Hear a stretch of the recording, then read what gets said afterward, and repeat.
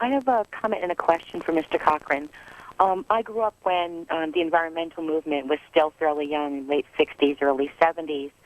And it raised awareness, and therefore a lot of people, supported it. But I also remember the 80s where the discussion was framed by the margins, which alienated a lot of people and helped rationalize a lot of the propaganda that came from the right wing, loony, tree huggers and everything. But there was a lot behind it. I mean, groups like ELF and other radical fundamentalist environmentalists who actually gave environmentalism a bad name. Now, we hear an awful lot of talk about carbon emissions and carbon footprints and carbon credits, which actually do more to make the discussion unpopular because, quite frankly, the elite will be able to continue much along the lines that they have been doing, and the burden, the real pain, would be disproportionately applied to the poor, the people who are doing least to actually, create all these, carbon emissions, which seems very unfair. And I really think there needs to be a better solution than just, people being able to pay for carbon credits to share the sacrifice, much like the discussion with the Iraq War. The sacrifice needs to be shared as opposed to being punitive. Thanks for your call, ma'am. Steve Cochran. I think what's going to be very important as we go forward are keeping two things in mind. One is that we have to keep the science in mind and make sure that reductions of greenhouse gas emissions are sufficient to actually deal with the science. If the science says we need to be a certain level out over the next 50 years, that's what the law needs to say. That's the targets that we need to have, and they need to be mandatory so that we can in fact know, that we can assure people that we're going to do everything necessary to meet them. Second, the issues of equity that are raised, they are very important. How that burden gets distributed, how those reductions are required, going to be very much a part of the discussion, and we need to make sure that a system is enforceable, is fair, and can't be gamed so that people who have resources are able just to buy their way out of a problem, and people who don't are forced to pay. That's not a good outcome from anybody's perspective. It's essential for, as we go forward in the lawmaking phase, to make sure that's how we come out. Next call comes from Hyde Park, Vermont, on our line for independence. Good morning. Good morning. Good morning, gentlemen. What I find very frustrating is no one, right, left, Republicans, Democrats, ever bring up the only real way to look at this in a long-term way, and that's sustainable population.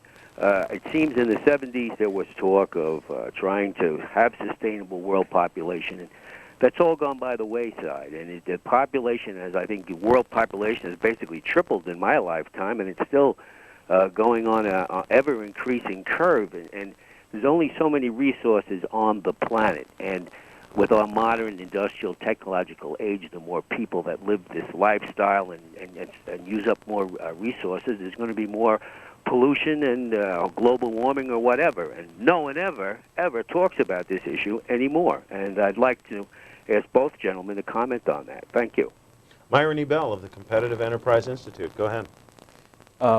I don't think that population growth is a problem. I reject the idea that the world has too many people and that we need to somehow figure out how to have fewer people. I think people are a tremendous resource. As Julian Simon always said, they not only have bellies but also minds, which can solve problems and make the world a better place. So I really do reject that. However, it is a very popular view, and I think you find this, it's the iPad equation. The adverse impact on the environment equals population times technology. So the way to lessen the impact on the environment, this theory goes, is to lower population, lower our level of affluence, and lower our technological complexity. I think, in fact, each one of those pillars is incorrect. And I think that if you look at what's being said here is that we need very coercive policies to both reduce population and to force people to use less energy. So we'll have fewer people, and each one will use less energy. And what this comes down to, I think, the ultimate rational conclusion is what they're talking about in Great Britain, which is to give everybody a card which gives them it's a rationing coupon, except it's a credit card. Every time you buy something that uses energy, you get subtracted your total credits, and if you run out of credits in October, then I guess you can't use any energy for the rest of the year. I think that's the ultimate conclusion of this, is that government really will have to take control over people's lives, and I reject that. I think that yes, climate change may be a problem. I don't think it is much of a problem, but if it is a problem, I think that it's a much less serious problem than the threats to individual liberty and to limited government that are on store here if we go down this road very far. Based on the decision that the Supreme Court handed down, will the EPA have to sort of unify the way it regulates emissions, or will it be up to the states to decide how they want to regulate their emissions state by state? I think Steve knows a lot more about this than I do because he's worked at EPA, but my understanding is that the tools that EPA has to regulate an emission in the atmosphere are fairly limited. And the typical way to do it would be to set what's called a NAAQS standard, a National Ambient Air Quality Standard, and then figure out how to reach that standard through regulatory policies. That is to say, coercive policies that tell people what they have to do.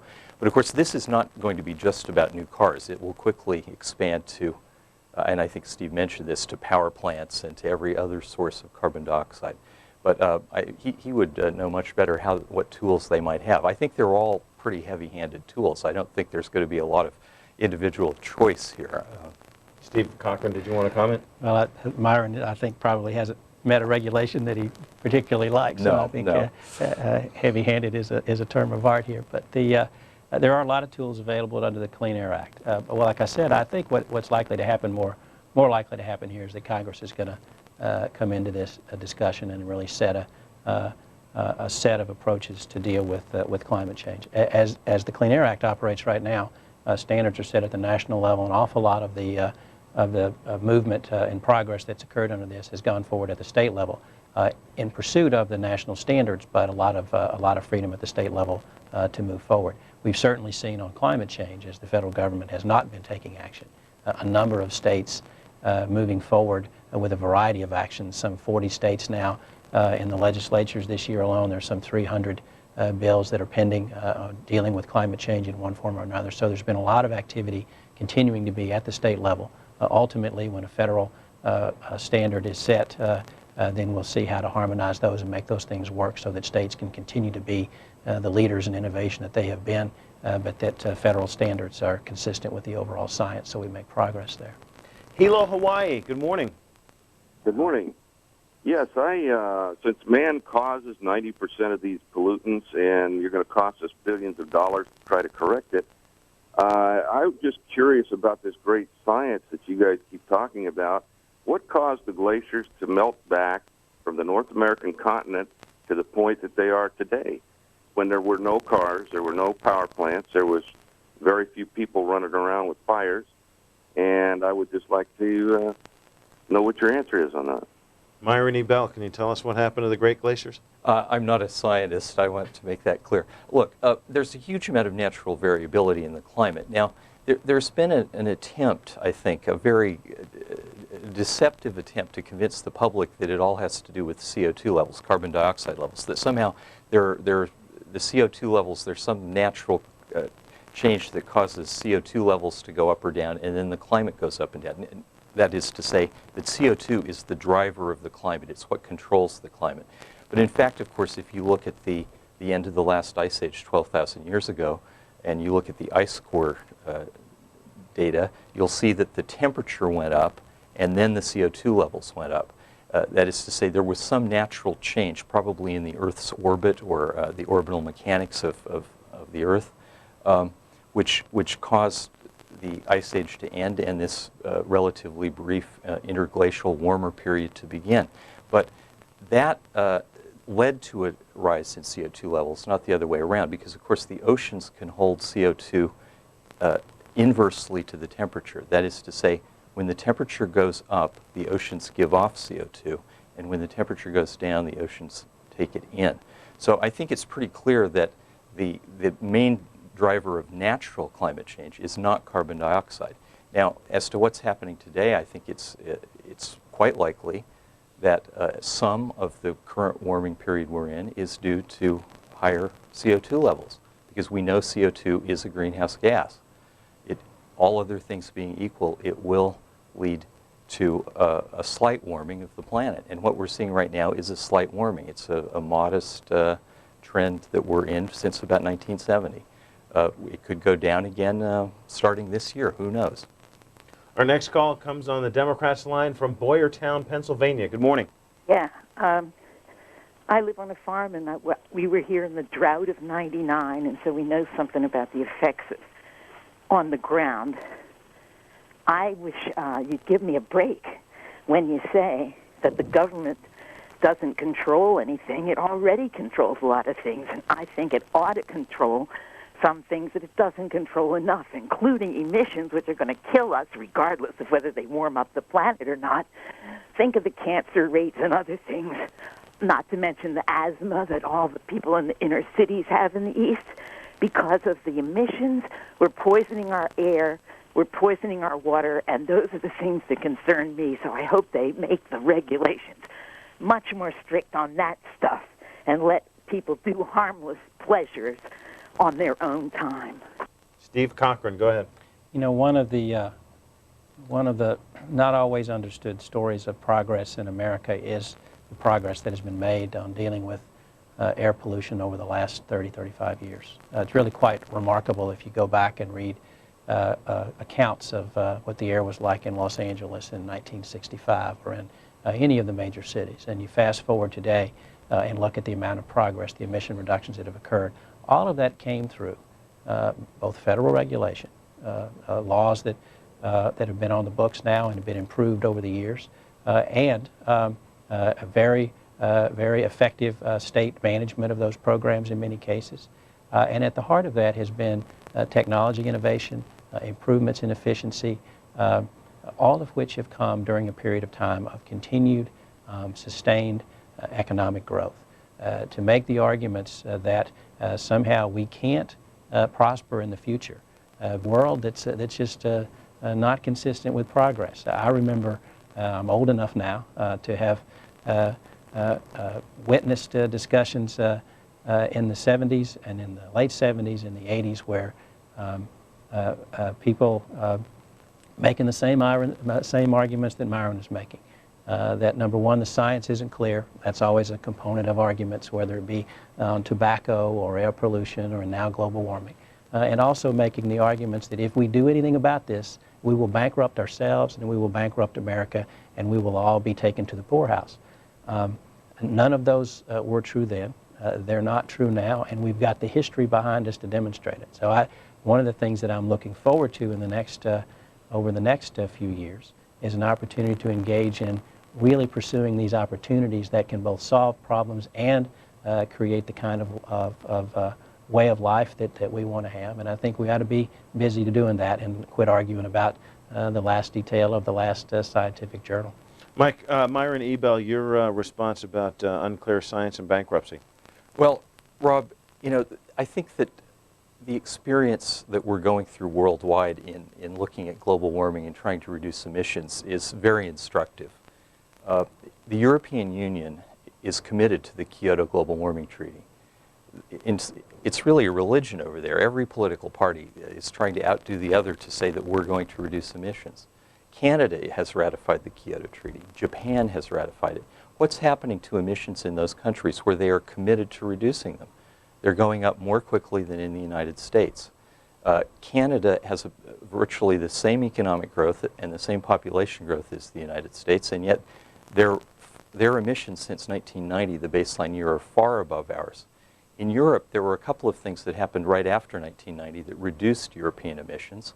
But since Kyoto was negotiated in Japan in 1997, the emissions in the European Union have been going up more rapidly than in the United States, even though they have raised energy prices tremendously, even though they do have a cap on emissions, and people are paying $7 a gallon for gasoline, and yet they have less population growth than we do and less economic growth. Now compare that to China and India and the United States. We have population growth. We have 1% per year population growth as well as economic growth. The idea that we're going to be able to cut emissions, sure, we can have economic growth beyond the level of emissions. It's not a one-for-one. But if you look at the rate of emissions growth worldwide, both in the countries that have ratified Kyoto and in those that have not, like China and India, that they have ratified Kyoto, but they didn't undertake any mandatory commitments to reduce emissions, you see that that carbon dioxide emissions are going up everywhere around the world. They are not going down, and that's because people are not willing to settle for a poorer life, a life without the blessings of modern energy. Our last call for this segment comes from Austin, Texas. Good morning. Good morning, gentlemen. I'd like to say Mr. Ebell kind of stole my thunder there when he mentioned that the CO2 component in the air seems to be following temperature rises rather than leading to them. And I would ask Mr. Cochran if he has ever taken a look at the graphs that I saw displayed on Al Gore's video that were instrumental and drew gasps out of the audience. The graphs were, of course, of the CO2 levels over the last, I think it was 100,000 years, versus the temperatures. Though the graphs were virtually identical, one comment I've heard since then was simply that the CO2 indeed followed the temperature. The rise in CO2 followed the rise in temperature. Does this not make a significant difference in the results of the study? And has Mr. Cochran ever taken a scientific look at this to draw any conclusions? I'll listen to the answer on my TV. Thanks for your call. No, it's been interesting to me to have been a part of this discussion now going back for about a decade and watch the kind of march of science and listen to, there's a cycle here, which is every 2 or 3 years there will be a fancy use of statistics and a charge levied. A few years ago there was a chart called the hockey stick. You remember the hockey stick debate where a lot of charges were thrown around, and what turns out is that, as is always the case here, details matter, but ultimately what you have to do is to sort through the body of scientific evidence and reach conclusions based on that. It's what policymakers have to do. It's what scientists do. They look at all of the information and not one piece of information here, particularly those that can be misdescribed easily. And in this particular case, in fact, what we have been concerned about, what science has been concerned about, what if you pick up any paper in the country today, you will read once again that the vast body of science across the world, not just in a few institutions, not just in a few studies, makes it very clear that we are now, we have crossed the line in terms of man-made emissions causing the warming that is occurring now. It is leading, not following. These emissions are causing this warming. And now it's time to do something about it. So I think there will continue to be discussions about the science, but I think the conclusions based on the heavy science are really solid now, and it's time to move on and solve these problems. Steve Cochran of the Environmental Defense and Myron Ebell of the Competitive Enterprise Institute, thank you very much for being on the program this morning. Thank you, Rob. Thanks, Rob. We're going to take a brief break, and when we come back, open phones. We'll have the numbers up for you when we come back.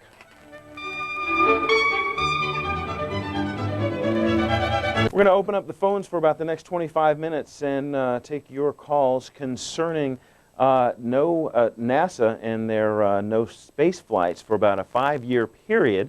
We want to talk a little bit about that, and that is based on some stuff that's been in the news that the flight gap will occur because NASA is winding down its space shuttle program near the end of 2010 to move on to the next phase of space exploration, and the next generation aircraft, the Orion capsule, won't be ready for manned spaceflight until March 2015. So we want to see what you think about that, and that is also going to be part of the discussion that will be featured in this week's Newsmakers, which will be airing tomorrow at 6 p.m. Eastern Time with NASA Administrator Michael Griffin. He is being questioned by reporters Mark Kaufman of the Washington Post and Brian Berger of Space News, and he talked a little bit about the future plans for the space agency, in particular the space flight gap. I don't know how to say it, the posture of the United States in the world as a nation among nations, our standing, if you will, is in part influenced by the view of others as to whether or not we are on the leading edge of important human activities. And the space frontier is a frontier. And today, the United States, Russia, and now China can access it. India has recently declared its intention, and I would assure you that they have the capability. India hasn't declared its intention to join. In the next decade or so, other nations will have that capability. Japan or Europe could do it anytime they made a political decision to do so. So, unlike in the 1960s, when the space race of that time was the United States and Russia, today we're in a world where now 3 and very soon 4 and more nations or alliances will have the capability to operate independently with people in space. For the United States not to be among them, I think, I cannot avoid the conclusion that it sacrifices a level of technical and strategic leadership that we spent many billions of dollars back in the 1960s developing. We created it. We were supreme in that environment.